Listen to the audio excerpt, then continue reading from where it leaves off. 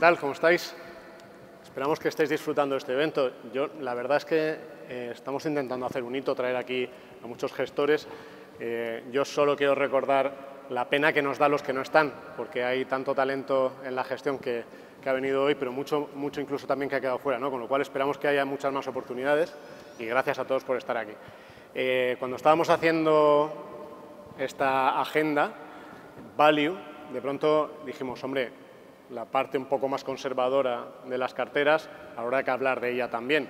Y alguien dijo, ¿cómo? ¡Imposible! En un evento que tiene la palabra value no se puede hablar de renta fija. Prohibido. Value solo acciones. Entonces dijimos, vamos a ser un poco contrarian, nosotros también, y vamos a tener una mesa en la que precisamente tengamos 3 gestores. Ahora contaré un detalle de uno de ellos para daros la idea de que se puede hacer value también con la renta fija, pero vamos a tener 3 gestores que nos hablen de esta parte, ¿no? Porque efectivamente la renta variable, si no tienes ningún problema de liquidez en los próximos años y puedes disponer del dinero, todos podemos permitirnos esperar 10 años, si podemos, pero ¿qué pasa con ese dinero que a lo mejor necesitamos dentro de un mes o a lo mejor necesitamos dentro de 3 años? ¿Dónde invertimos ese dinero? ¿Qué hacemos con esa parte de la cartera que tiene que ser más conservadora? Vamos a verlo con nuestros 3 invitados de hoy. Partiendo más a mi derecha, Francisco Sainz, Chisco. Yo he estado corriendo con él por ahí por el Retiro, con lo cual es un corredor de fondo también, conoce muy bien, y ahora le vamos a pedir, primero presento a los 3, a Pablo. Francisco es director de inversiones en renta fija de Imantia Capital. Pablo González. Esta es la anécdota. A Pablo me lo encontré en Omaha, en la conferencia de inversores de Warren Buffett, hojeando libros en una biblioteca hace año y medio, con lo cual fui el seguidor también de Value Investing.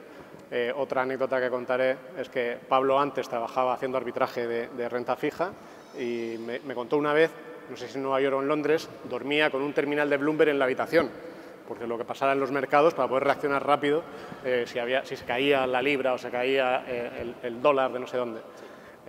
Ahora vive más tranquilo, abrazado a esta nueva filosofía.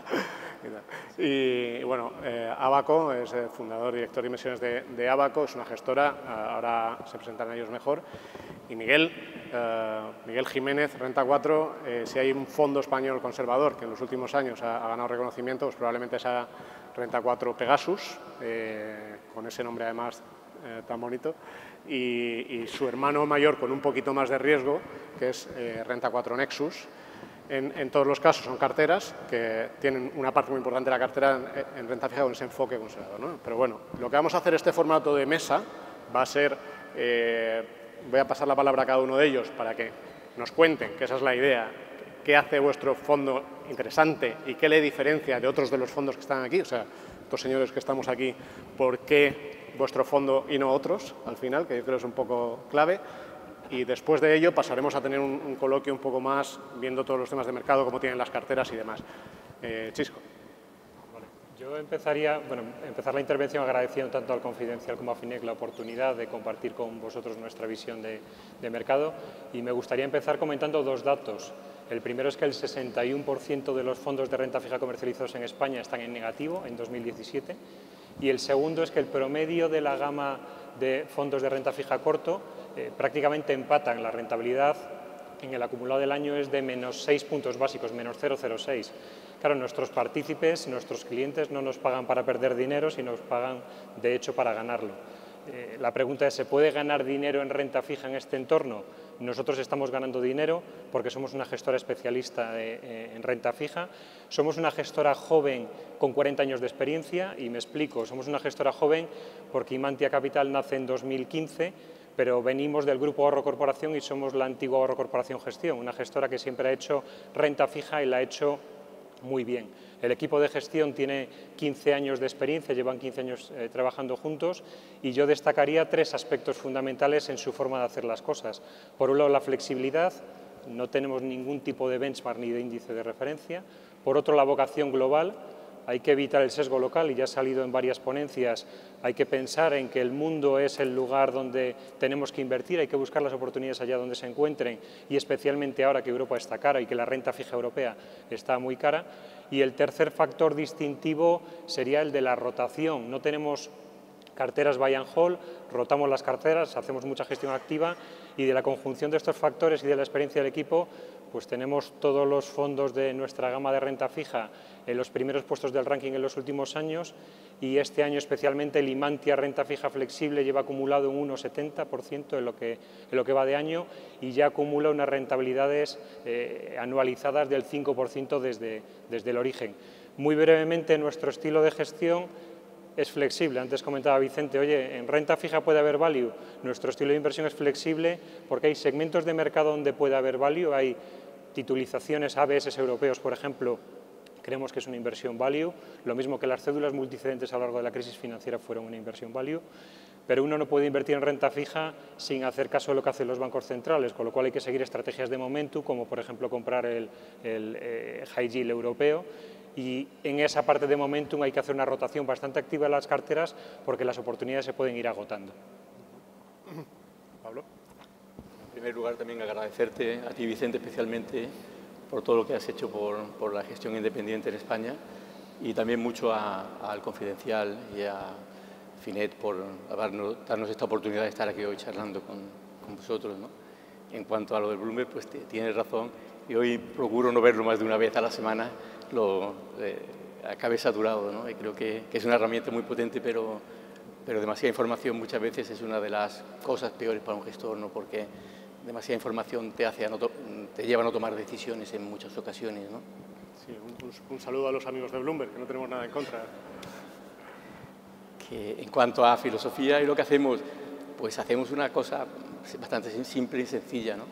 Tenemos dos estrategias y las dos son mixtos flexibles. Una tiene un poquito más de renta fija y otra tiene un poquito más de renta variable, ¿no? Y dicho eso, lo que hacemos es básicamente, pues miramos toda la estructura de capital de las empresas y dentro de la estructura de capital de las empresas, pues vemos dónde queremos que hay más valor, dónde hay más oportunidades, ¿no? Hay veces que puede ser en las preferentes, en la deuda senior, convertibles, estructuras que pueda haber.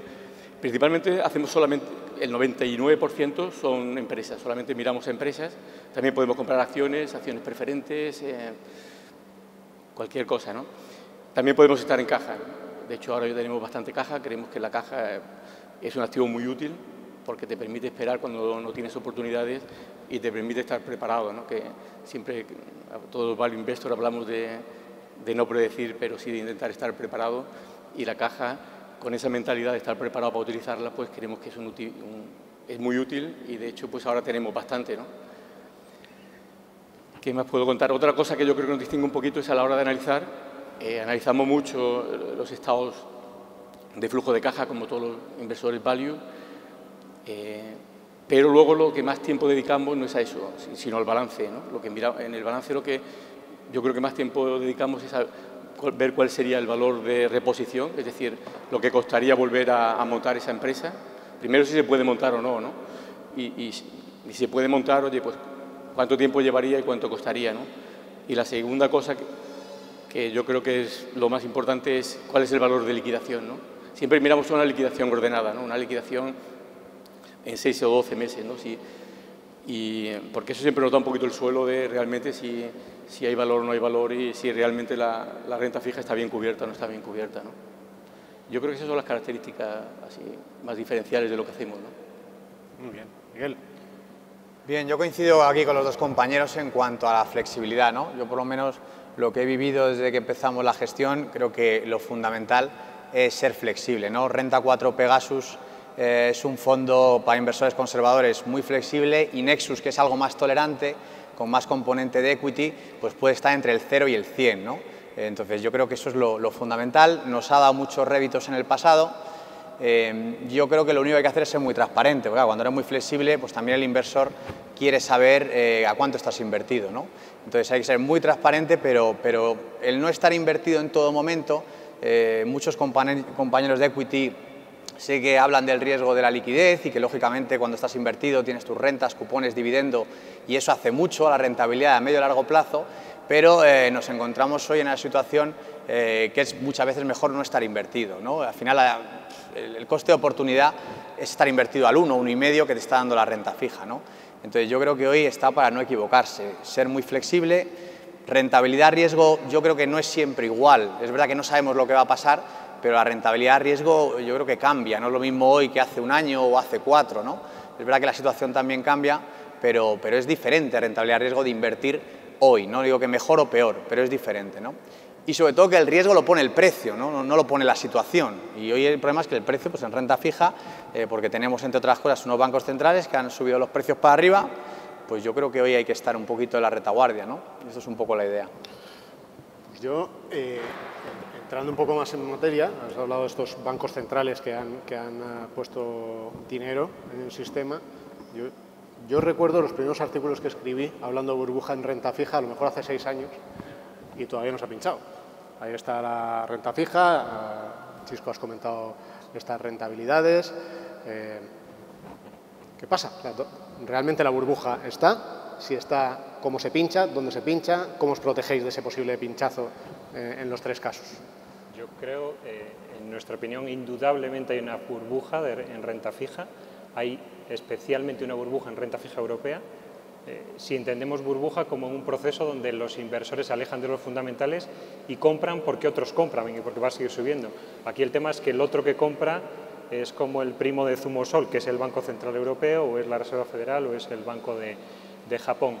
La diferencia respecto a otras burbujas es que como el que está detrás es el Banco Central, el hecho de que se pueda ir pinchando la burbuja, pues al final el que lo va a gestionar es el propio Banco Central. Y lo que es más importante, ellos son absolutamente conscientes de la que han montado, por expresarme de manera sencilla. Con lo cual, ¿se va a pinchar la burbuja? Pues veremos, porque realmente el mercado nunca hace un proceso ordenado. Al final los precios siempre va a haber volatilidad, va a haber sobrereacción, pero esta burbuja se irá pinchando y deberán ser los bancos centrales, sobre todo con políticas de comunicación, explicando muy bien y explicando muy mucho lo que quieren hacer, serán los que consigan que esto se vaya normalizando, y el escenario no puede ser otro que el de normalización de tipos de interés y el de tratar de aprovechar las oportunidades con esa volatilidad que puede ir surgiendo. En cualquier caso, y absolutamente de acuerdo con Pablo y con Miguel, que el nivel de liquidez es absolutamente crítico. En renta variable hablamos de carteras líquidas, en renta fija tenemos que tener unos colchones de liquidez relevantes. Nosotros en el Imantia Renta Fija Flexible tenemos cerca del 30% en liquidez, considerando que la liquidez es pólvora seca en el caso de que haya correcciones en los mercados para aprovechar oportunidades y ampliar los diferenciales crediticios, pero es que también es el activo que mejor descorrelaciona si las cosas se ponen feas. Y no creemos que se vayan a poner feas, pero podría ser que sí. Sí, yo básicamente lo definiría de una manera, ¿no? Yo creo que el mercado bull que hemos tenido, el mercado este fuerte de renta fija, que lleva 20 y tantos años, se ha terminado, ¿no? Ahora, desgraciadamente, solamente hay 2 escenarios. Uno es el de los tipos muy bajos durante algún tiempo, como hasta ahora, o otro es una subida fuerte, una subida gradual de los tipos de interés, ¿no? En cualquier caso, va a ser bastante negativo para la renta fija, ¿no? Yo creo que la segunda es mucho más posible que la primera. En mi opinión, los bancos centrales van a intentar quitar la liquidez poco a poco.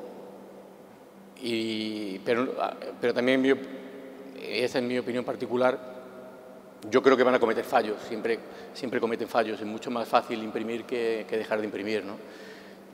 Y no solamente fallos ellos, sino que el mundo, como siempre decimos, es impredecible, ¿no? Va a haber muchísimos factores que van a ir cambiando, ¿no?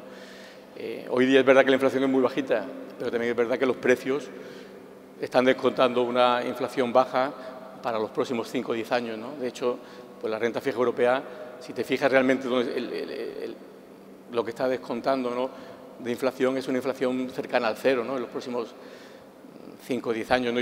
Y yo creo que puede haber sustos, ¿no? Puede haber sustos en términos de inflación, puede haber sustos en términos de errores, puede haber sustos en términos políticos. Y yo creo que además, una cosa que la gente no menciona mucho, pero yo creo que es importante, es el efecto que va a tener sobre otros mercados. Es decir, la gente que piense que renta fija no va a tener un efecto sobre el resto de los mercados está completamente equivocada, ¿no? Porque primero, la renta fija se utiliza para hacer la valoración de todos los demás activos, y segundo, es el mercado más grande que hay, ¿no? Con lo cual, los efectos de lo que pueda pasar en renta fija va a afectar a muchos sectores y a muchas partes de la economía, ¿no? No solamente en los mercados financieros, sino también en los activos reales, ¿no? Y yo creo que va a ser un proceso bonito, pero muy interesante y difícil, el que vamos a vivir los próximos 24 meses, ¿no? Esa es mi opinión. Bonito con sufrimiento. Seguro, seguro. No, yo por seguir, o sea, estando de acuerdo con lo que comentan los compañeros y por seguir un poco por estos dos escenarios, ¿no? Al final tenemos en la cabeza los próximos años, ¿qué puede ser, no? Es difícil saberlo porque si miramos los últimos 10, ¿no? Cuando hablábamos en 2007 nos hubieran contado que el Euribor está donde está, no lo hubiéramos creído, ¿no? 2012, Lehman Brothers. Entonces, para los próximos años nunca sabes lo que va a pasar, ¿no? Pero en esos dos escenarios que uno no recuperamos, entonces los tipos suben, con lo cual sí que vas a tener pérdidas en muchas carteras de renta fija, por lo menos al uso.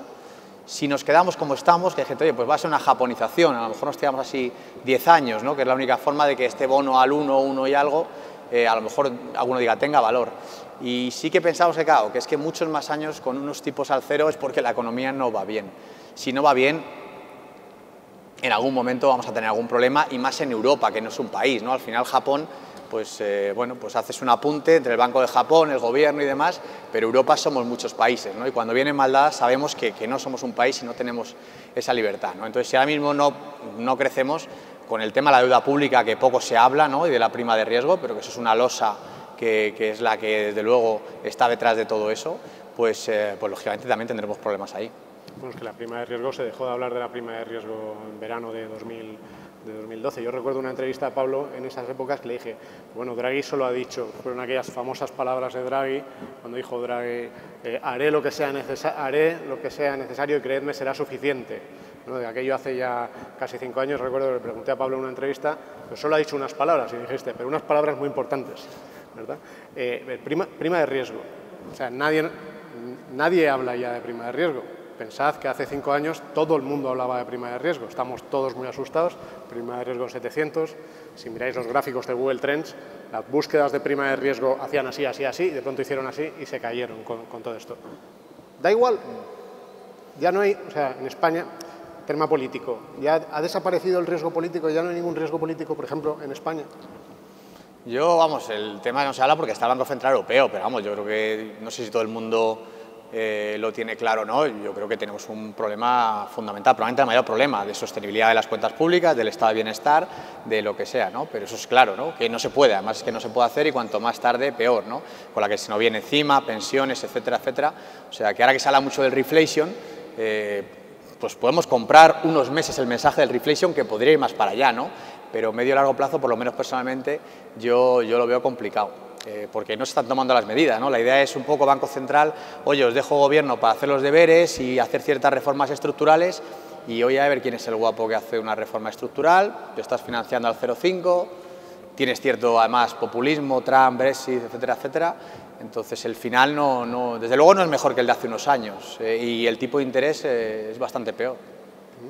Pablo, ¿da igual? Sí, yo estoy completamente de acuerdo con Miguel, y es que hay una cosa muy curiosa, ¿no? Que desde mi punto de vista, una gran parte de lo que el Banco Central Europeo está haciendo no tiene nada que ver con economía.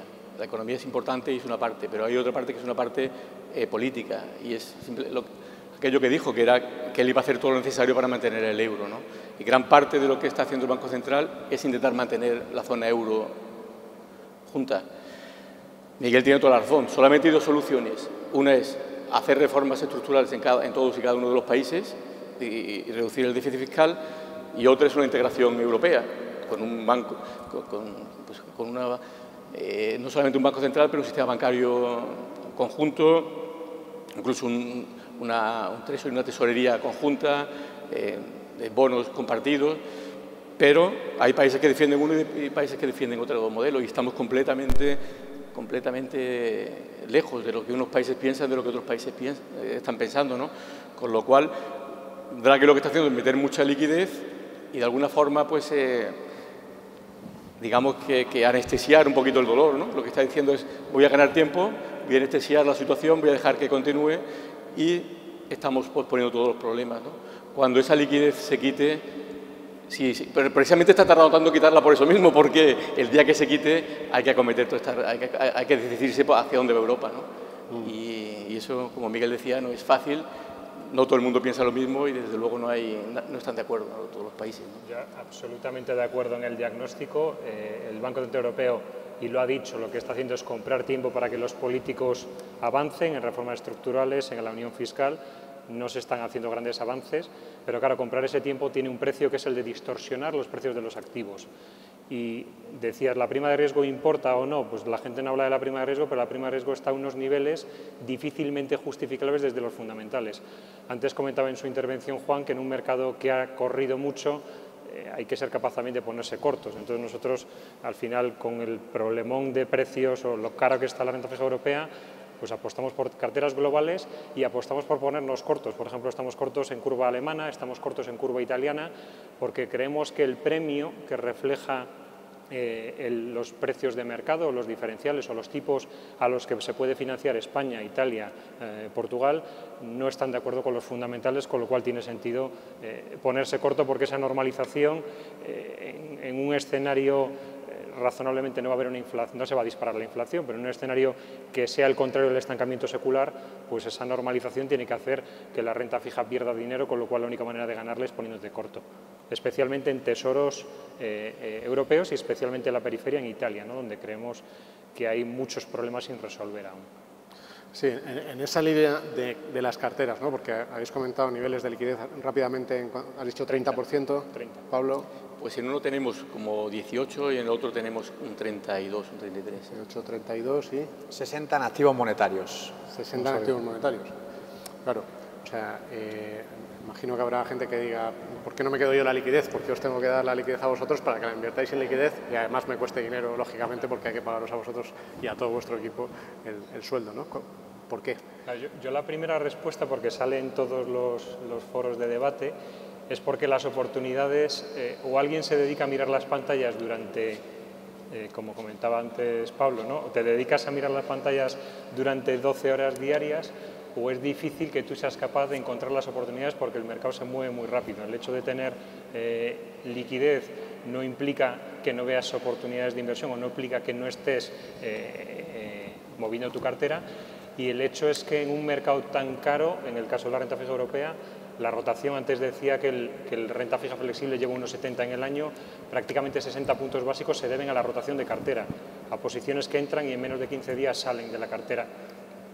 Claro, yo no sé si un inversor es capaz, con su cartera personal, de rotar la cartera, de encontrar esas oportunidades y sobre todo de estar muy pendientes, porque al final nos movemos de la última coma de lo que dice Draghi o del último matiz del siguiente del BCE que desdice a Draghi, y de los rumores de Bloomberg sobre que Draghi no ha querido decir lo que quería decir.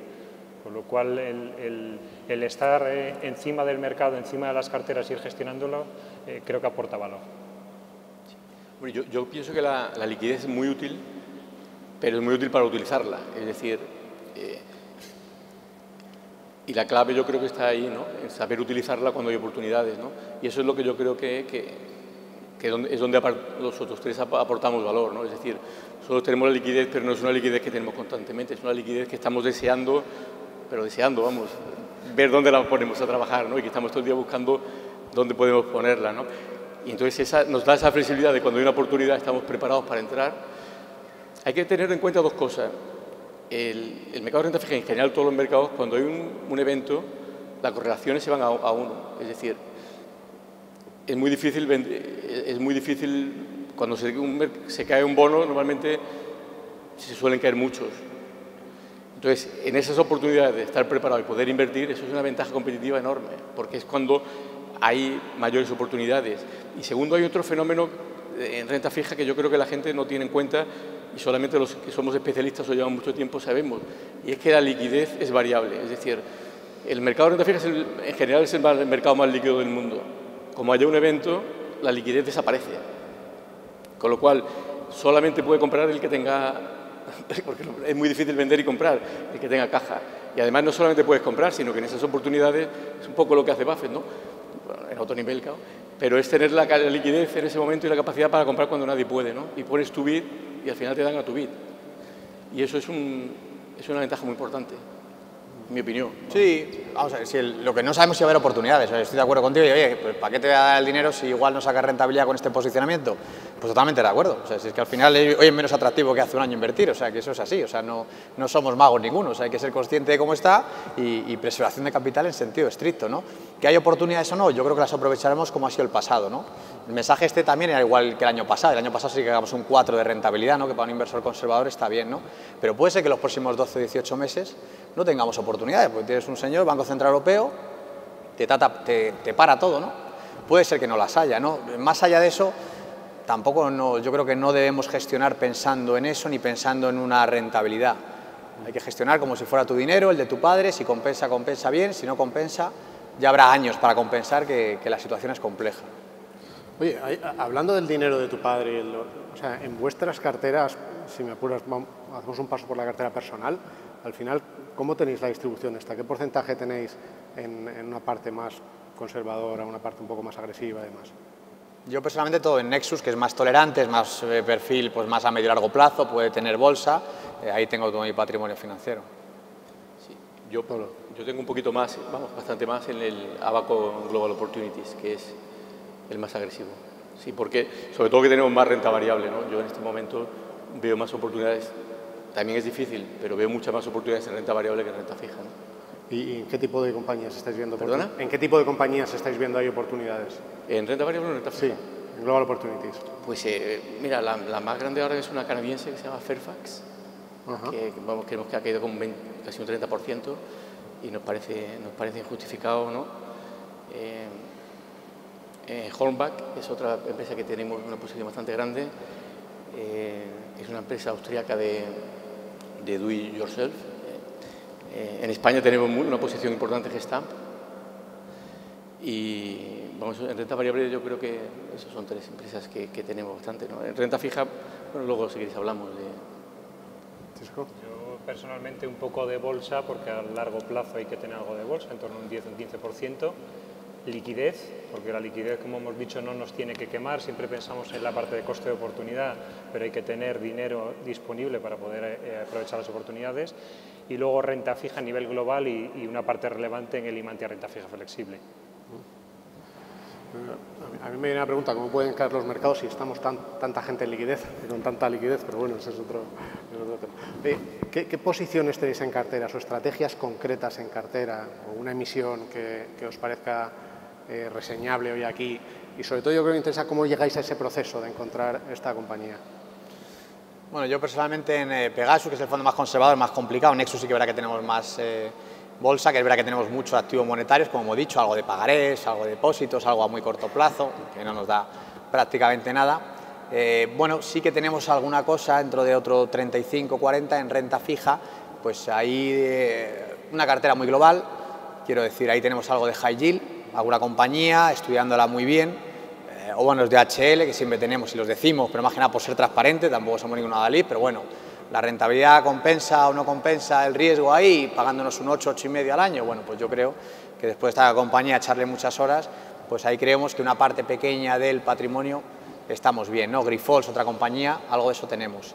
Tenemos algo de bonos flotantes, pero más bien fuera de Europa, es decir, el Reflation Trade podría ir un poquito más para allá, yo no me lo termino de creer a 3 años vista, pero sí que creo que cuando ves un poco la curva pues en Reino Unido o en otros países, un bono flotante tiene un poco de sentido allí, por lo menos para lo que queda de año, con lo cual algo tenemos, y algo también en emergente, ¿no? Al final, pues que México nos esté pagando un 6,5, casi un 7, Colombia un 5,5 en moneda local, yo creo que también, bueno, tiene sentido, no es un mercado tan caliente como está el europeo. Entonces allí cuando vemos los países, países con menor deuda pública, con menos déficit, con crecimiento, bueno, es otra historia el emergente, tiene sus problemas, pero creemos que hoy una parte pequeña tenerla ahí también nos da algo de rentabilidad. No tiene mucho sentido que España se financie al 0,5 y Colombia o México al 6,5, bajo mi punto de vista, ¿no? Y está el tema divisa, pero no está de más tener algo fuera de la zona euro, ¿no? Nosotros que también hacemos carteras, intentamos hacerlas consistentes ante cualquier escenario, siendo españoles, pues estar un poquito fuera de Europa creo que también viene bien en estos momentos, ¿no? ¿Hola? Sí, pues también coincidimos mucho con Miguel en las posiciones, ¿no? En España principalmente las dos principales que tenemos son también OHL y Grifols, ¿no? OHL, un poquito por lo que hablábamos antes, ¿no? La estructura de capital, el valor de liquidación nos sale casi 3 veces superior a la deuda neta, ¿no? Con lo cual, a pesar de todos los problemas que tiene, nos parece que tiene sentido tener un poco en la cartera, ¿no? Grifols, pues es la típica, todo lo contrario, produce muchísima caja y cada vez que hace una operación, pues ellos producen muchísima caja, reducen la deuda y una vez que han reducido la deuda vuelven a hacer otra operación corporativa, ¿no? Esos son los momentos que aprovechamos para para comprar el bono y mantenerlo, ¿no? ¿Por qué? Porque la producción de caja es tan fuerte que en muy pocos años vuelven a reducir otra vez el nivel de deuda, el rating y el spread se vuelven a contraer y ganas dinero, ¿no? Una de las cosas que más estamos haciendo es jugar en la curva dólar, que nos parece la más interesante, ¿no? Ahí también tenemos muchos bonos, tenemos varios de BAT, la compañía de tabaco, precisamente por lo mismo, otra máquina de generar caja que periódicamente compra otras, ¿no? Cuando compra, como recientemente ha sido el caso con Reynolds, pues hemos aprovechado para comprar, ¿no? Pero en general, eso, aprovechando situaciones oportunísticas y siendo muy flexible. Y yo creo que se recomendaría ahora que es momento de diversificar, ¿no? Tampoco es un momento para hacer grandes apuestas, ¿no? Cuando entráis en una compañía, en vuestro caso en concreto es un fondo mixto, ¿por qué decidís hacerlo a través de un bono o hacerlo a través de la renta variable? En general, miramos toda la estructura de capital, ¿no? Por ejemplo, el caso de OHL. El caso de OHL, cuando miramos toda la estructura de capital, hubo dos áreas que fueron justo después de los problemas en México, ¿no? Cuando los bonos estaban bastante deprimidos, ¿no? Entonces ahí miramos toda la estructura de capital y entonces vimos varias áreas que nos parecían interesantes, ¿no? De hecho, al final terminamos comprando dos activos. Un activo que compramos fue OHL México, que nos parecía que era el activo que más estaba penalizado y que más descontado estaba. Lo compramos en la acción, pero cuando fuimos a la parte de arriba, lo que vimos es que la parte de arriba de la estructura de capital de la empresa, pues el equity creemos que tiene sentido, pero no tenemos un margen de seguridad. ¿Por qué? Porque el rango de posibilidades actual es enorme, dado que hay una reestructuración y dado que todavía no produce caja, ¿no? Entonces, ahí donde vimos que no podíamos perder en casi ninguna ocasión era en los bonos, ¿no? Nosotros en el peor caso que tenemos nos sale un recovery de 80, ¿no? De 80 céntimos por el bono, y estábamos pagando por debajo de 70, ¿no? Alrededor de 70, ¿no? Cuando ocurrió esto, ¿no? Entonces veíamos que no había forma de perder, ¿no? Pero sí que elegimos también, por ejemplo, comprar OHL México al mismo tiempo, ¿no? Ya te digo, miramos todo y vemos que realmente lo que nos parece que está más barato y donde estamos mejor protegidos, ¿no? Eso es. Yo creo que antes lo adelantaba un poco Miguel, al final gestionar renta fija en estos tiempos es gestionar riesgos. Dar rentabilidad por rentabilidad al cliente, eso sería muy sencillo, me compro un bono brasileño en reales y le doy un 11% al partícipe, pero es trasladarle riesgo al partícipe, y de lo que se trata ahora mismo y con lo comprimidas que están las rentabilidades es de ver qué riesgos están pagados y cuáles no están pagados. De los 4 riesgos principales que asumes en renta fija, duración, crédito, liquidez y divisa, pues el de duración ya estamos diciendo que no está pagado. Nosotros tenemos en el fondo renta fija flexible que la duración puede ir entre 0 y 5, tenemos duración 1, estamos en rangos históricamente bajos. Ni riesgo de liquidez creemos que haya que asumirlo, riesgo de divisa dependiendo para cada tipología de fondos, pero con un nivel de volatilidad de 2-3%, pues no parece aconsejable, y donde sí estamos entrando es en riesgo de crédito, con una cartera a nivel global con un rating promedio de BBB, o sea, sin hacer grandes locuras, pero sí que creemos que el salirse de Europa da oportunidades. Un ejemplo de posición en cartera, pues, que la hemos vendido precisamente la semana pasada, fue una operadora de telecomunicaciones india, Bharti Airtel, que compramos a finales del año 2015, con unas métricas de deuda similares o mejores que sus comparables europeos, mejores que Telefónica o que Vodafone. Al final hablamos de niveles de deuda sobre EBITDA de 2,4 veces o de una cobertura de intereses de 7 veces, pero que pagaban unos niveles de en torno a 125 puntos básicos más de prima frente a Telefónica o Vodafone, simplemente por ser emergente y por ser de India. El recorrido que ha tenido ese bono nos ha dado en año y medio en torno a un 9%, porque acaban aflorando los fundamentales, y eso pasa siempre, pero además porque la compresión de diferenciales por los programas de elegibilidad del Banco Central Europeo han hecho que cualquier emisor emergente en euros pues goce de ese apetito del inversor, que lo que busca es, no me quiero salir de divisa euro, pero quiero comprar cosas que me aporten algo más de rentabilidad. Eso en cuanto a ejemplo concreto. En cuanto a asset class o tipología de activos, pues seguimos pensando que la deuda subordinada financiera europea tiene mucho valor por 2 razones, fundamentalmente por ciclo económico. El ciclo en Europa sí o sí está mejorando, eso hace que se vayan a normalizar los tipos de interés, y recordemos que en renta fija lo relevante cuando discutimos del sector bancario no es tanto los ROEs o el price to book value o el recorrido, que la rentabilidad que le vayas a dar a los accionistas, sino que sea solvente o no. Creemos que el entorno es mucho más benigno para los bancos, y además el tema regulatorio está mucho más claro. Y lo que ha pasado con el Popular, pues al final sorprende el timing, pero en cuanto a los instrumentos que se han visto convertidos y a ese principio de agotamiento que ya venía escrito en la ley, pues creemos que estaba ya bastante claro y que esa legislación mucho más clara, pues lo que hace es poner unas reglas de juego que permite que la deuda subordinada financiera de nombres llamados Tier 1 o de primera línea sigan siendo una oportunidad clara de inversión. Yo tengo un par de preguntas más, pero no sé si tenemos un micro, porque igual alguien en el público quiere hacer alguna pregunta. ¿Alguna pregunta en el público? No, pues a ver, sector financiero, justo acabamos de ver Popular, no sé, cuando mirabas las carteras en España había gestores de renta fija, no sé si era vuestro caso, que algo tenían en Popular, porque prácticamente era lo único que pagaba. ¿Os ha pasado a vosotros? ¿Tenéis algo en Popular?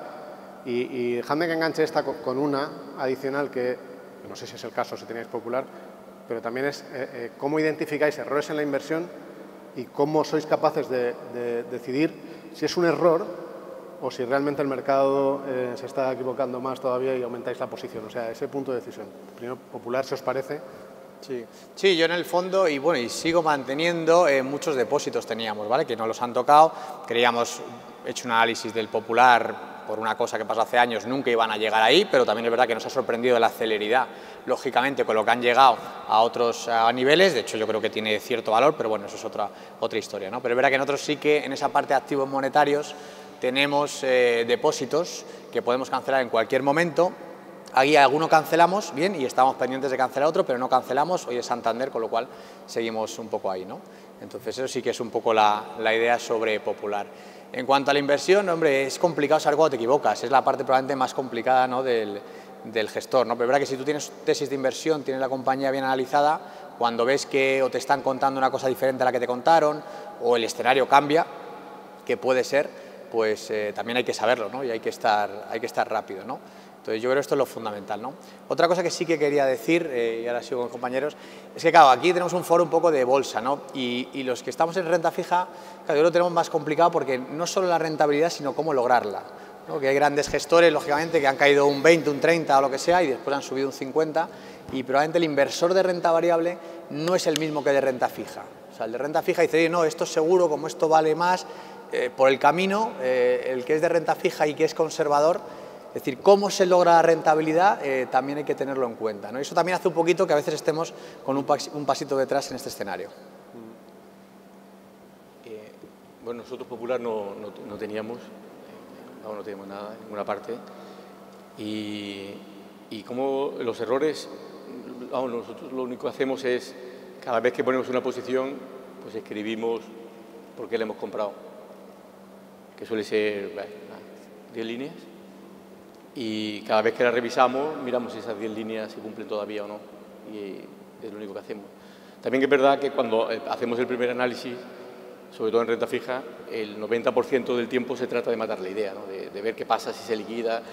O sea, nunca miramos el upside, siempre miramos el downside, ¿no? Pero yo me imagino que eso lo tenemos en común casi todos los inversores de renta fija, ¿no? ¿Recuerdas un error como ejemplo del que hayas podido aprender ahí? A ver, el error más gordo que hemos cometido nunca fue cuando compramos era una posición pequeña, pero compramos una deuda que tenía de hoy que estaba colateralizada. Entonces empezábamos a hacer nuestro análisis que el colateral nos protegía, ¿no? Y que en el peor de los casos pues el recovery era lo mismo que estábamos pagando por ella, ¿no? Y ahí el gran error que cometimos fue la legislación, ¿no? El no ser consciente de lo importante que es la legislación, ¿no? Los bonos estaban bajo legislación internacional y ese fue el error, porque no te puedes fijar solamente en la legislación del bono, ¿no? sino también en la legislación donde están los activos, ¿no? Porque por mucho que esté bajo legislación internacional, si quieres ir a por el activo, aunque lo tengas con colateral, no puedes, ¿no? Porque lo que manda es la legislación en la que esté el activo, ¿no? Yo creo que ese es el único fallo gordo que hemos cometido en los últimos 7 años en renta fija, ¿no? Francisco. En cuanto al Popular, hay una parte importante del trabajo que es el análisis fundamental, que analizamos para todas las compañías. Hay una parte clara de trabajo gris, que es leerse la letra pequeña. Y leerse la letra pequeña aporta valor en un híbrido corporativo, en una titulización, pero también lo aporta en términos de regulación, especialmente del sector financiero. Si uno lee la regulación europea y si trata de no perderse en las siglas de TILAC, MREL, SREP y todas estas regulaciones tan complicadas, lo que te dice es que tienes que agotar los pasivos bailinables hasta un 8% y a partir de ahí puede empezar a tirarse de dinero de los contribuyentes. La situación del Popular lo que te decía es que tenías en torno a un 12% de colchón antes de empezar a tirar de la deuda senior. Dicho eso, nosotros teníamos deuda senior en las carteras y redujimos algo la posición. La razón de reducir algo la posición es que no somos una isla y tenemos unos clientes y tenemos unos parámetros de rentabilidad y volatilidad. Y muchas veces, aunque uno esté muy convencido, en el mundo ideal uno está convencido de la posición, pero tiramos de la frase esta de que el mercado puede estar irracional más tiempo que tú solvente y eso nos hizo reducir algo la posición. Pero en cualquier caso sí que los números les teníamos muy centrados en cuanto a si podía llegar la sangre al río en la parte de senior. Lógicamente subordinadas Tier 2 o AT1 entendíamos que era material explosivo, por decirlo de alguna manera, ¿no? Por ir terminando, voy a pedir un escenario de los que vienen, de los próximos meses, que sería el mejor para vuestras carteras y el contrario, el peor escenario que habría para vuestras carteras. Hombre, el mejor, yo a mí que subieran los tipos y todo es decir, me vendría fenomenal, que el reflation trade tomara forma, caería algo el fondo, menos que comparables y etcétera, etcétera, probablemente caería algo, no mucho, pero alguna décima nos dejaríamos, pero claro, toda la liquidez que tenemos sería puesta, ¿no?, a invertir, ¿no?, por fin, ¿no?, con lo cual yo creo que ese sería el mejor escenario el que estamos viendo, ¿no?, porque ya digo que coyunturalmente nos creemos el reflation trade, puede ir a más, pero estructuralmente no, ¿no?, con lo cual tenemos claro que no hay que tener nada de duración, pero que si esto se va un poquito arriba o el bono alemán se va, no sé, 1% y demás, sí que estaremos ahí porque no lo vemos claro, ¿no? El peor escenario hoy tiene que ver probablemente con riesgo de crédito, que nos equivoquemos en un UHL, alguna otra cosa, ¿no? Ese probablemente sí que sería el peor escenario de nuestras carteras, ¿no? O que fuera todo mucho mejor y que los tipos no subiesen, que a lo mejor nos quedaríamos muy atrás. ¿Pablo? Sí, nosotros sí, muy igual, básicamente. Nosotros lo que queremos es que pase algo gordo, ¿no? Mientras más gordo, mejor, ¿no? Y que haya mucha volatilidad para poder utilizarla, ¿no? Eso sería, y que lo peor, un escenario de deflación a la japonesa, donde no pase nada, donde los tipos estén al cero, cerca del cero mucho tiempo, y eso sería lo peor para nosotros, ¿no? Ese es el mundo peor. Es más, a mí no me importaría, muchas veces cuando hablamos con los inversores, últimamente les decimos, lo mejor que nos puede pasar es que nuestro liquidativo caiga un 3 o un 5% en los próximos meses, ¿no? Porque ¿Cuánto? De un 3 a un 5%, eso lo tocaríamos la campana de alegría, porque querría decir que podríamos invertir todo el dinero y podríamos... tenemos una duración prácticamente cero, también tenemos liquidez, estamos preparados para... Ojalá que ocurra algo, pero ese sería vamos, lo que nos gustaría. Nuestra carta a los Reyes Magos es que haya una normalización progresiva de tipos que nos haga ganar dinero en el corto alemán, corto americano y corto italiano que tenemos y que genere algo de ruido en mercado, que genere volatilidad, oportunidades en crédito para que podamos emplear la liquidez. Esa es la carta a los Reyes Magos. El peor escenario, además como siempre en renta fija, de que tengas un problema con un nombre concreto, pues sería el que se materialice ese escenario que vimos a inicios de 2016 de estancamiento secular, en el que todo el mundo está convencido de que no se vuelve a crecer, no vuelve a haber inflación, y lo que haga el mercado de renta fija es pegarse un rally y nos coja con duraciones bajas, con mucha liquidez y nos coja fuera de la fiesta, digamos. Ese sería el peor escenario, al que le damos poca probabilidad. Tenemos una mesa de renta fija en la que los gestores quieren que pase algo gordo. Que se caigan las cotizaciones. Hombre, es que el escenario actual de tipos negativos hay que entender que... Esto es value total, es una mesa contraria. Hay poco más extremos que un escenario donde el Estado español, multiplicando por 3 la deuda pública, se financia en negativo. No sé qué más negativo puede haber, ¿no? Para los inversores, ¿eh? O sea, a mí me sorprende, y enlazando, perdona, con la mesa, con la ponencia inicial de Paco, que decía que lleva 30 años en el mercado y solo ha cubierto la renta, el dólar americano 2 veces, en el 98, que ya sabemos lo que pasó justo después, puede que acierte, puede que no, y ahora.